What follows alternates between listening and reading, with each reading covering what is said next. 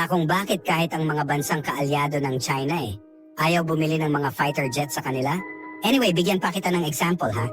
Ang isa kasi sa mga fighter jet ng bansang Vietnam ay nagkaproblema sa gitna ng training nito.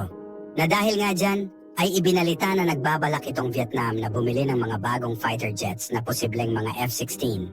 Pero sa tuwing nakakabalita kasi ang China patungkol sa pag-a-upgrade ng mga military equipments ng ilang bansa dito sa Asia, ay parang lagi na lang sila ang nauunang magkomento ng hindi pagsang-ayon dyan. Well, ang gusto lang ba ng China sila lang dapat ang bansa dito sa Southeast Asia na mag-upgrade? At ang gusto rin ba ng China ay sa kanila lang dapat bumili ng mga military equipment?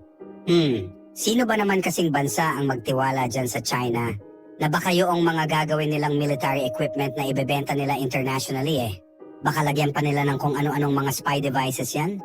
Well, may point naman at possible naman yan, di ba? Pero wait lang ha. Bakit ba ang lakas magreklamo nitong China kapag nakakabalita sila ng mga military upgrades ng mga bansa dito sa Asia? Di ba ginagawa lang naman ng mga bansa dito sa Asia yan?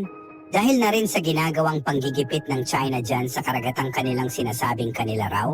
Na ang tanong ko naman sa inyo ngayon mga kapopong, ay saan nyo ba gustong bumili ang ating gobyerno ng mga bagong fighter jets in the near future? Saan kaya magandang bansa?